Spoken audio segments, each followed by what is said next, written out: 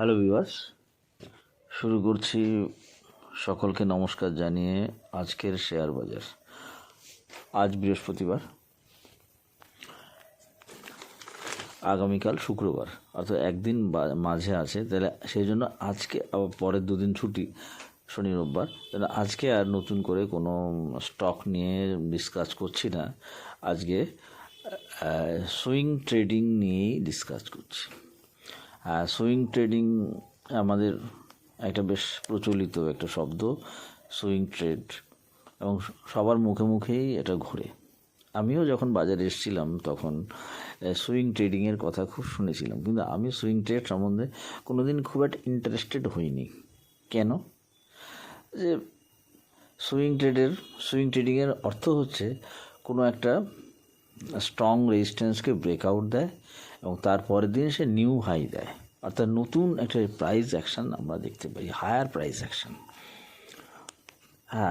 কিন্তু এটা আমি যখন বাজারে প্রথম এসেছি আমি কিন্তু বুঝতে পারতাম না কিভাবে হবে। এটা একটা খুব বিদঘুটে ব্যাপার আমার কাছে মনে হতো, একটা দুর্বোধ্য।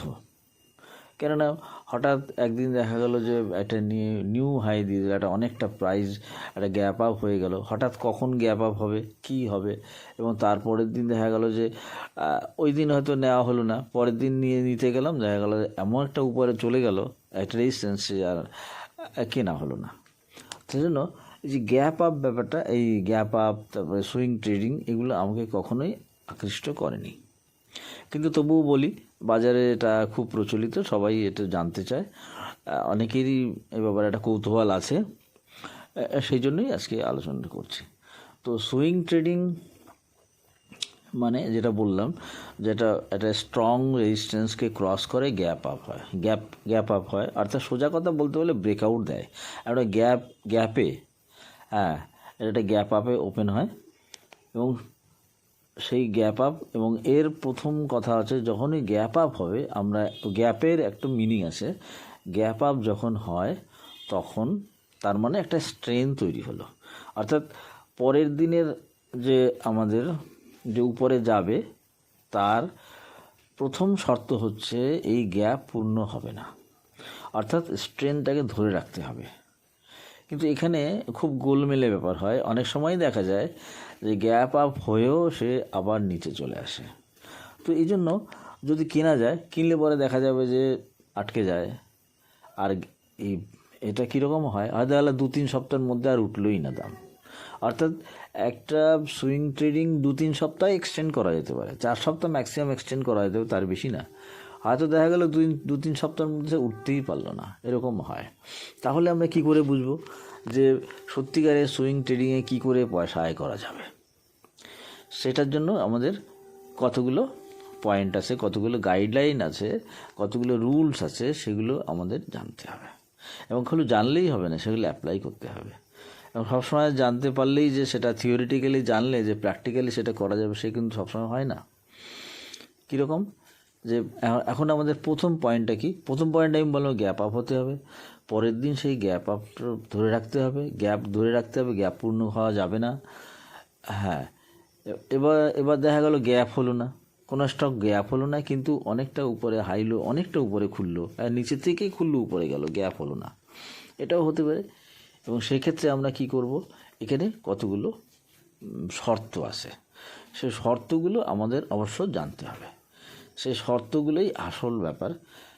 সেটা বুঝতে গেলে সেই শর্ত প্রথম, আমরা যেরকম কোনো একটা স্টক, সাধারণত কি হয় যে যখন কোনো স্টক একটা স্ট্রং রেজিস্ট্যান্সে থেকে চলতে থাকে, সেটা ধরে চলতে থাকে, সেটা তখন হরাইজন্টাল।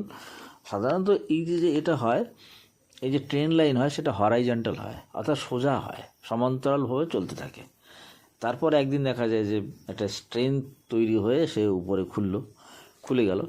এখন এই খুলে যাওয়ার পরে সে দেখা গেল, আমরা বুঝলাম যে কিনে নিলাম, গ্যাপ আপই হলো, কিন্তু পরের দিন দেখা গেল আবার গ্যাপ পূর্ণ হয়ে গেল।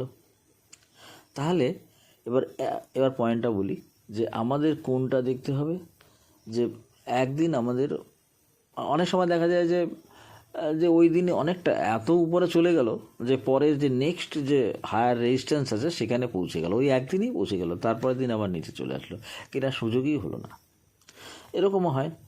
তাহলে যে আমরা যখন যদি দেখা যায় যে কোনো একটা গ্যাপ হলো, গ্যাপ হওয়ার পরের দিন নেক্সট দিন যে নেক্সট সেশনে যখন শুরু হলো তখন সেই গ্যাপটা পূর্ণ না করে সে উপরে উঠে গেল, তাহলেও দেখা যাবে আমরা সুযোগ পাই না, কেনার জন্য সুযোগ পাওয়া যায় না। এটা এমন একটা স্পিড নিয়ে নেয় যে কেনা যায় না। কিন্তু অনেক সময় এরকম দেখা যায় যে গ্যাপ হওয়ার পরে একটু তারপরের দিন নেক্সট সেশনে হয়তো যেগুলো হায়ার একটা প্রাইস অ্যাকশন দেখা গেল না, কিন্তু আমাদের বুঝতে হবে কিনা ওই দিনই যেদিনকে গ্যাপ হলো হয়তো বেশি উঠলো না, একটা ছোট্ট জায়গা থেকে আবার আমাদের রেজিস্ট্যান্সের উপরেই সে ঘুরতে থাকলো, চলতে থাকলো, হ্যাঁ, প্রাইসটা নিচে আসলো না।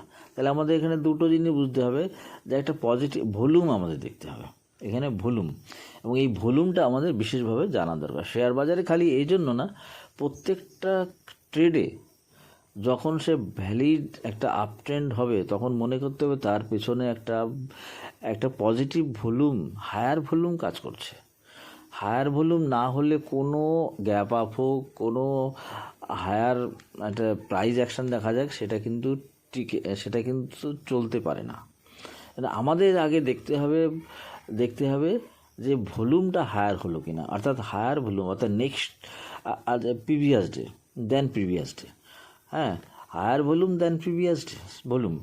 তো আমাদের আগের ভলিউমের চাইতে ওই দিনের ভলিউম অর্থাৎ ট্রেডিং ডের ভলিউম বেশি হলো কি না, এটা হচ্ছে অবশ্যই বুঝতে হবে।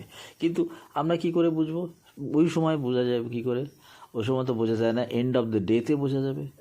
তাইলে কি করতে হবে, যে আমাদের বোঝার প্রথম দুটো পদ্ধতি আছে। একটা হচ্ছে দিনের শেষে বুঝতে হবে, অর্থাৎ সেটা বুঝতে দিনের শেষে কীরকম, যে আমাদের দেখতে হবে ক্লোজিংটা হায়ার ক্লোজিং হলো কিনা, অর্থাৎ হ্যাঁ দেন বিফোর ডেজ ক্লোজিং, ঠিক আছে, অর্থাৎ আগের দিনের ক্লোজিং অর্থাৎ প্রিভিয়াস ক্লোজিংয়ের উপরে ক্লোজ দিতে হবে। এটা তো দিনের শেষ ছাড়া বুঝতে পারবো না। এরকম যদি হয় যে একটা ব্রেকআউট দেওয়ার পরে ওই দিন বাড়লো না, পরের দিন বাড়লো, তাহলে আমরা এই সুযোগটা নিতে পারবো, ঠিক আছে। আমরা পরের দিন হয়তো দেখা গেল যে একটা আপে উপরেই খুললো, আমরা নেওয়ার সুযোগ পেয়ে গেলাম এবং একটা প্রফিট করে ফেললাম। তাহলে আমাদের প্রথম দেখতে হবে যে হায়ার ভলিউম হলো কিনা, এবং হায়ার ভলিউমটা কী করে বুঝবো, যে দিনের শেষে হায়ার ক্লোজিং অর্থাৎ উপরে বন্ধ হলো কিনা, অর্থাৎ আগের দিনের ক্লোজিংয়ের উপরে বন্ধ হলো কিনা। এবং এই সাধারণত এটা একটা সূত্র, যে যখন কোনো একটা ক্লোজ আগের দিনে ক্লোজিংয়ের চেয়ে উপরে বন্ধ হয় তখন সেটাকে পজিটিভ ভলিউম ধরা হয়। কিন্তু এর মধ্যে অনেক গণ্ডগোল আছে, সেই গণ্ডগোলটা আমি এখন বলছি না, কেন সেই গণ্ডগোল বলতে গেলে অনেক বলতে হয়। সেটা না, মোটামুটি একটা ধারণা যে সুইং ট্রেডিংয়ে আমরা কোথায় বুঝতে পারবো যে আমাদের এইবার কিনলে পরে আমরা পরের দিন প্রফিটটা পেতে পারবো, বা 2-1 সপ্তাহের মধ্যে আমরা প্রফিটটা পেতে পারবো। তাহলে কি হবে, যে আমাদের দেখতে হবে দিনের শেষে ক্লোজিং উপরে হলো কিনা, অর্থাৎ উপরে বন্ধ হলো কিনা, 1 নম্বর হলো। অর্থাৎ তাহলে বুঝবো যে আমাদের ভলিউমটা আজকের ভলিউমটা বেশি হয়েছে, ঠিক আছে।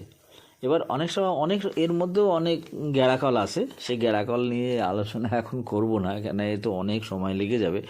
তবে একটা ব্যাপার, ভলিউম আমাদের অবশ্যই জানতে হবে যে ভলিউম সবসময় তাহলে ভলিউম সবসময় বেশি হতে হবে। কোনো একটা হায়ার প্রাইস অ্যাকশন যখন হবে তার সঙ্গে সঙ্গে ভলিউমটা অবশ্যই হাই হতে হবে, এটা আমাদের ধরে নিতে হবে, এটা আমাদের মনে রাখতে হবে। তাহলে দুটো আমরা পয়েন্ট পেলাম, একটা হচ্ছে কি যে হায়ার ভলিউম পেলাম, আর একটা হচ্ছে গ্যাপ ফিল করবে না। তাহলে দুটো পয়েন্ট পেলাম। তো এই দুটো পয়েন্ট আমরা যদি মনে রাখতে পারি তাহলে সুইং ট্রেডিং আমাদের করতে পারবো। হ্যাঁ, সুইং ট্রেডিং এখানে করা যেতে পারে। তারপরে অনেক সময় দেখা যায় যে সুইং ট্রেডিং করতে গেলে অনেক সমস্যা হয়, দেখা গেল যে পরের দিন কেনা লাগে এমন একটা বেড়ে গেল, আর একটা গ্যাপ আপ হয়ে গেল, যে নেক্সট এর হায়ার রেজিস্ট্যান্স চলে গেল, তখন আর কেনার সুযোগ হয় না। আর অনেক সময় দেখা যায় যে কিনলে পরে হয়তো ফেসে যেতে হয়, এসবও হয়। তাহলে আমরা মোটামুটি আমাদের সুইং ট্রেডিংয়ের দুটো আমি এখানে সূত্র বললাম, দুটো বিষয়, যে এই দুটো মনে রাখতে হবে, যে গ্যাপ আপ হতে হবে, এবং গ্যাপ আপ পূর্ণ করা, গ্যাপটা ফিল করবে না, গ্যাপটা ধরে রাখতে হবে। আর একটা হচ্ছে ক্লোজিং উপরে দিতে হবে। তাহলে হায়ার ক্লোজিং হলে আমরা বুঝতে পারবো একটা পজিটিভ ভলিউম আমরা ধরে নিতে পারি। হ্যাঁ, তো এই দুটো জিনিস আমাদের মনে রাখলে আমরা সুইং ট্রেডিং করতে পারবো। সেখানে একটা কিছুটা নিশ্চিন্ত যে আমরা এখানে প্রফিট করব। তো আজকে হ্যাঁ, মানে এই হচ্ছে মোটামুটি সুইং ট্রেডিংয়ের বিষয়। সুইং ট্রেড আমি বলি আমার কথা যে আমি সুইং ট্রেড করি না, কিন্তু আমি যেগুলো বলি সেগুলো টাইম দিয়েই বলি। অর্থাৎ সুইং ট্রেডিংয়ের আমার আলাদাভাবে বলার দরকার হয় না। আমারগুলো সবই প্রায় সুইং ট্রেডিংয়ের মতনই হয়। 10 দিন 15 দিন মধ্যে একটা প্রফিট দিয়েই দেয়। সেজন্য আমার আলাদা করে সুইং ট্রেডিংয়ের কথা ভাবতে হয় না। কেননা আমি যেভাবে হিসেবটা করি, টাইম হিসেব করা হয়। টাইমটা একটা মস্ত বড় ফ্যাক্টর। শেয়ার বাজারে টাইম হিসেব করতে পারলে আর এসবের কিছু দরকার হয় না। সেজন্য আমার তো টাইম দেওয়াই থাকে। অনেক সময় টাইম একটু এক্সটেন্ড করে, সেটা হতে পারে, সেটা বলে দেওয়া হয় যে হ্যাঁ, এবং আমি তো বলে নিশ্চিন্ত যে আজকে এই দিনটা, এরপরে এই দাম উঠবে, এরকম একটা বলা হয় যে টাইম দিয়ে। তো সেজন্য আমি সুইং ট্রেডিং নিয়ে অত বেশি ভাবি না, কিন্তু দেখি যে সুইং ট্রেড সম্বন্ধে সবার এটা জানার একটু ইচ্ছুক আছে, মানে ইচ্ছে হয়। সেই জন্যই আজকে এই নিয়ে ডিসকাস করলাম। আর মোটামুটি আজকের এখানেই শেষ করছি। Thank you viewers.